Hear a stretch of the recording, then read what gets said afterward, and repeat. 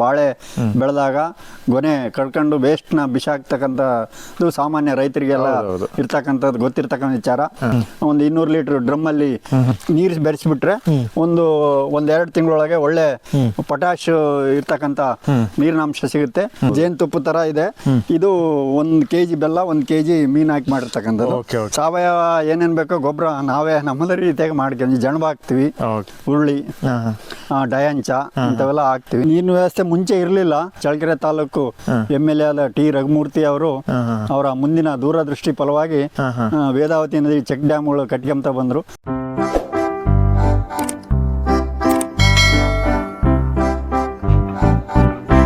ನನ್ನ ಹೆಸರು GM ನಾಗೇಂದ್ರಪ್ಪ, ಗೋಸಿಕೆರೆ, ಪರಶಾಂಪುರ ಹೋಬಳಿ, ಚಳ್ಳಕೆರೆ ತಾಲೂಕು, ಚಿತ್ರದುರ್ಗ ಜಿಲ್ಲೆ. ನಾನು ಮೂಲತಃ ಹಿರಿಯೂರು ಸಕ್ಕರೆ ಕಾರ್ಖಾನೆಯಲ್ಲಿ ನೌಕರನಾಗಿದ್ದೆ. ಆ 85-86ನೇ ಸಾಲಲ್ಲಿ ಕಾರ್ಖಾನೆ ಮುಚ್ಚೋಗಿದ್ದರಿಂದ ನಾನು ಸ್ವತಃ ನನ್ನ ಸ್ವಂತ ಊರಿಗೆ ಬರಬೇಕಾಯಿತು.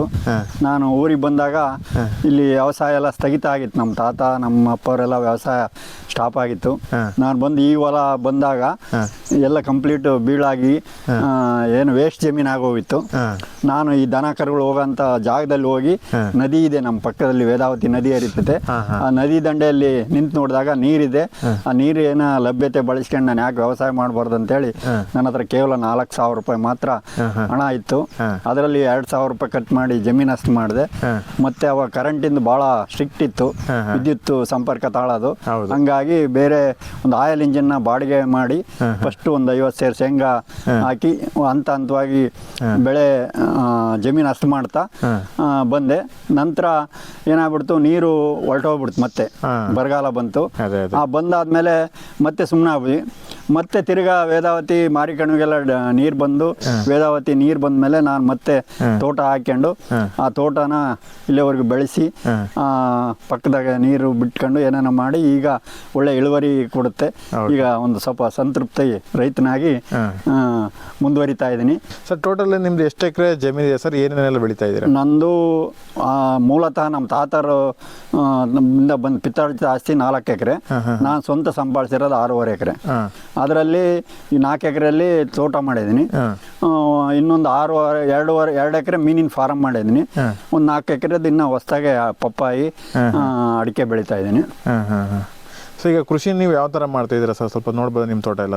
ನೋಡೋಣ ಸರ್. ನಾನು ವ್ಯವಸಾಯ ಮಾಡ್ಬೇಕಂತ ಆಸಕ್ತಿ ವಹಿಸಿದಾಗ ರೈತ ತರಬೇತಿಗಳಿಗೆ ಆಜ್ಞೆಗೆ ಹೋಗ್ತಿದ್ದೆ. ಅದೇ ಥರ ಕುದಾಪುರ ಫಾರಮ್ನಾಗ ಹೋದಾಗ ಅಲ್ಲಿ ಡಾಕ್ಟರ್ ವಿಜ್ಞಾನಿ ಪಾಪಮ್ಮನವರು ಬಂದರು, ಒಳ್ಳೆ ಮಾಹಿತಿ ಕೊಟ್ಟರು. ಅದರಲ್ಲಿ ನಮ್ಗೇನು ಗೊತ್ತಾಯ್ತಂದ್ರೆ, ನಾವು ಬಾಳೆ ಬೆಳೆದಾಗ ಗೊನೆ ಕಳ್ಕೊಂಡು ವೇಸ್ಟ್ನ ಬಿಸಾಕ್ತಕ್ಕಂಥದ್ದು ಸಾಮಾನ್ಯ ರೈತರಿಗೆಲ್ಲ ಇರ್ತಕ್ಕಂಥದ್ದು ಗೊತ್ತಿರ್ತಕ್ಕಂಥ ವಿಚಾರ. ಆದ್ರೆ ಅಲ್ಲಿ ತಿಳಿದುವಂಥ ಅವ್ರು ಹೇಳಿದ ಪ್ರಕಾರ ಚಿಕ್ಕ ಪೀಸ್ ಆಗಿ ಒಂದು 200 ಲೀಟರ್ ಡ್ರಮ್ಮಲ್ಲಿ ಹಾಕ್ಬಿಟ್ಟು ಬರೀ ನೀರು ಬೆರೆಸಿಬಿಟ್ರೆ ಒಂದೆರಡು ತಿಂಗಳೊಳಗೆ ಒಳ್ಳೆ ಪೊಟ್ಯಾಶ್ ಇರ್ತಕ್ಕಂಥ ನೀರಿನಾಂಶ ಸಿಗುತ್ತೆ. ಅದನ್ನ ಎಲ್ಲಾ ಬೆಳೆಗಳಿಗೂ ಪೊಟ್ಯಾಶ್ಗೆ ಉಪಯೋಗಿಸಕ್ಕೆ ಅದೊಂದು ನಮಗೆ ಮೂಲತಃ ಮಾಡಿ ಅದನ್ನ ನಾನು ಪ್ರಾಕ್ಟಿಕಲ್ ಮಾಡ್ತಾ ಇದ್ದೀನಿ. ಸರ್, ಎಷ್ಟು ತಿಂಗಳು ಬಿಡಬೇಕಾಗುತ್ತೆ ಸರ್ ಇದನ್ನ? ಕನಿಷ್ಠ 3 ತಿಂಗಳು. 3 ತಿಂಗಳು ನೀರ್ ಜೊತೆಗೆ ಪೊಟ್ಯಾಶ್ ಅವಾಗ ತಿರುತ್ತಿರ್ಬೇಕು. ವಾರಕ್ಕೊಂದ್ಸರಿ ತಿರುತ್ತಾ ಇದ್ರೆ ಒಳ್ಳೆ ಪೊಟ್ಯಾಶ್ ಯುಕ್ತ ಗೊಬ್ಬರ ಸಿಗುತ್ತೆ. ಅದನ್ನ ಡ್ರಿಪ್ ಅಲ್ಲಿ ಆದ್ರೂ ಬಿಡ್ಬೋದು, ಬುಡಕ್ಕಾದ್ರೂ ಹೋಗ್ಕೋಬಹುದು ಚಿಕ್ಕ ರೈತರು. ಅದನ್ನು ಮಾಡ್ತಾ ಇದ್ದೀನಿ. ಅದೇ ತರ ನಾಟಿ ಹಸಿನ ಗಂಜನ್ನ ಶೇಖರಿಸಿ ಅದೊಂದು ಜೀವಾಮೃತ ಮಾಡೋದಕ್ಕೆ ಇದು ಮಾಡ್ತಾ ಇದ್ದೀನಿ. ಹಾಗೇನೆ ನಮ್ಮ ಗೋಸಿಕೆರೆಯಲ್ಲಿ ಕೆರೆಯಲ್ಲಿ ಮೀನು ಹಿಡಿಯೋರು, ಆ ಮೀನ ಸತ್ತು ಮೀನೆಲ್ಲ ವೇಸ್ಟ್ ಆಗಿ ಬಿಸಾಕರು. ನಾನು ಒಂದ್ಸರಿ ಮೀನಿನ ಬಗ್ಗೆ ಆಸಕ್ತಿ ಇತ್ತು. ಹಂಗೆ ಟ್ರೈನಿಂಗ್ ಹೋದಾಗ ಈ ಶಿವಮೊಗ್ಗದ ಹತ್ರ ನವಿಲೆ ಇರ್ತಕ್ಕಂಥ ಫಾರಮ್ಲಿ ಡಾಕ್ಟರ್ ಶಾಂತನಗೌಡ್ರು ಅಂತ ಅವರು ಪರಿಚಯ ಆಯ್ತು.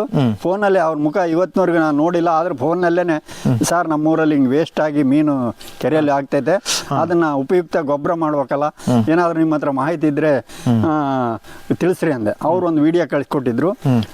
ಕೊರಿಯರ್ ಪದ್ಧತಿಯಲ್ಲಿ ಅಮೋನಿಯಾ ಆಸಿಡ್ ಅಂತ ಒಂದು ಉತ್ಪತ್ತಿ ಮಾಡ್ಬೋದು. ಅದೇನಿಲ್ಲ, ಯಾರು ರೈತರು ಬೇಕಾದ್ರೆ ಸಿಂಪಲ್ ಆಗಿ ಮಾಡ್ಕೋಬಹುದು. ವೇಸ್ಟ್ ಆಗಿ ಇಲ್ಲ ಜೀವಂತ ಮೀನಾಗಲಿ, ಮೀನಿನ ತ್ಯಾಜ್ಯ ಒಟ್ಟು ಅದು ಎಷ್ಟು ಕೆಜಿ ಇರುತ್ತೋ, ಉದಾಹರಣೆಗೆ 5 kg ಮೀನಿನ ತ್ಯಾಜ್ಯ ಇದ್ರೆ 5 kg ಬೆಲ್ಲ, ಸಾವಯವ ಬೆಲ್ಲ ಹಾಕೊಂಡು 3 ತಿಂಗಳು ಅದನ್ನ ಬಿಟ್ರೆ ಒಳ್ಳೆ ಅತ್ಯುತ್ತಮ ಅಮೋನಿಯಾ ಆಸಿಡ್ ಗೊಬ್ಬರ ಆಗುತ್ತೆ.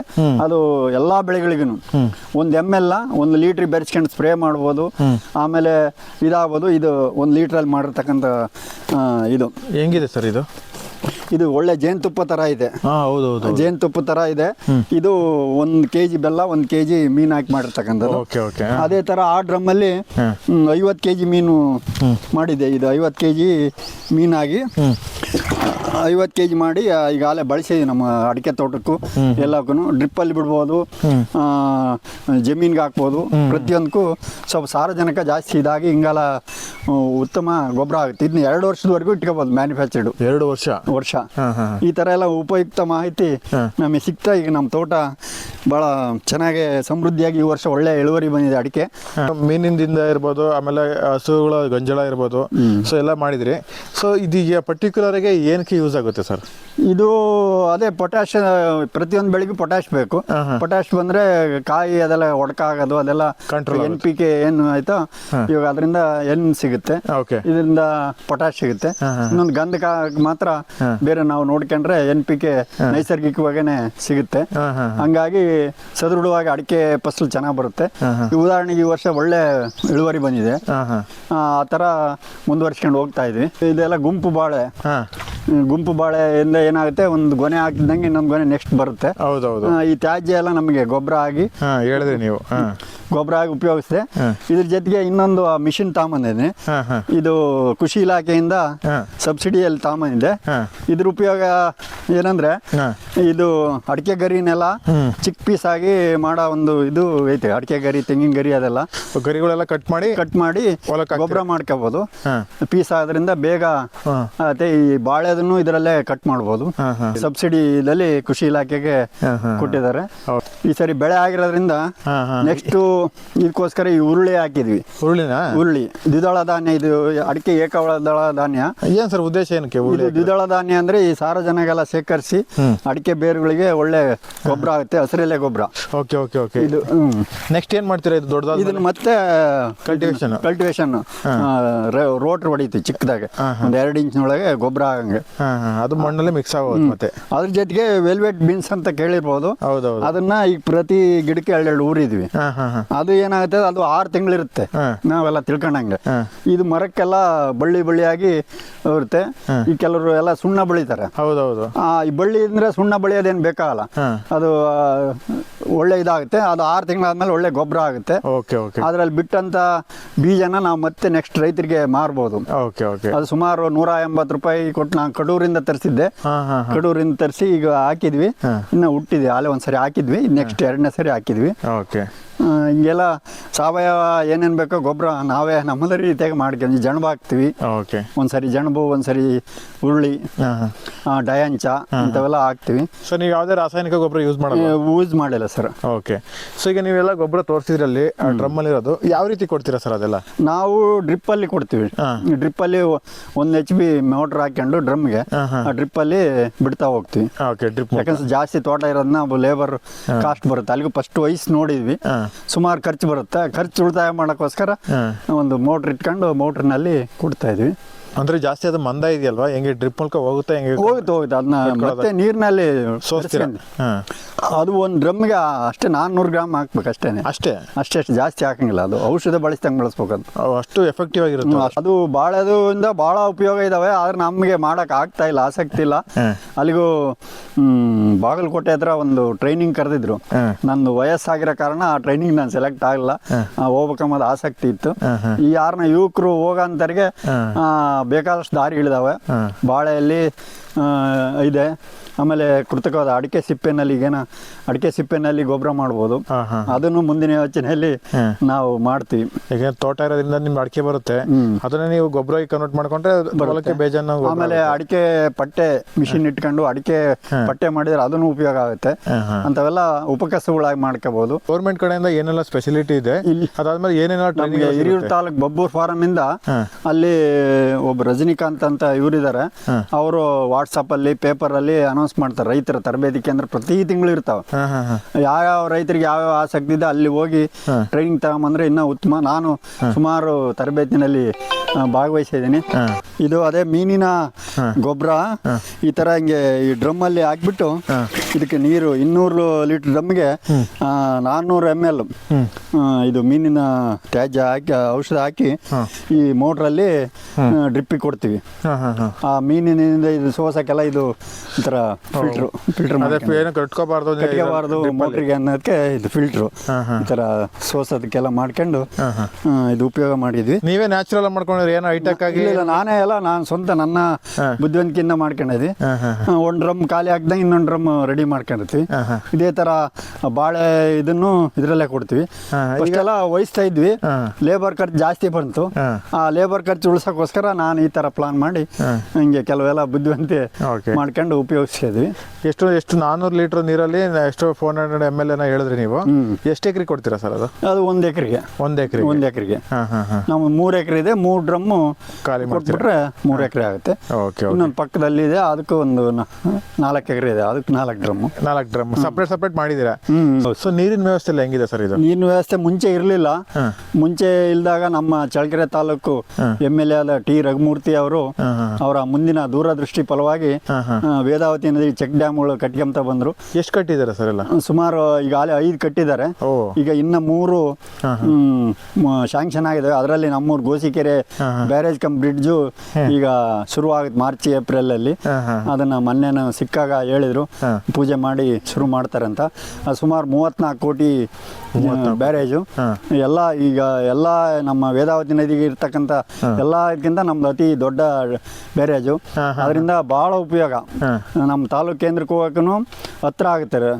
ಕೇವಲ ಸುತ್ತ ಹಾಕೊಂಡ್ರೆ 35 ಕಿಲೋಮೀಟರ್ ಆಗಬೇಕು. ಇದು ಕೇವಲ 26 ಕಿಲೋಮೀಟರ್ನಲ್ಲೇ ನಾವು ಚಳ್ಳಕೆರೆ ತಲುಪ್ತೀವಿ.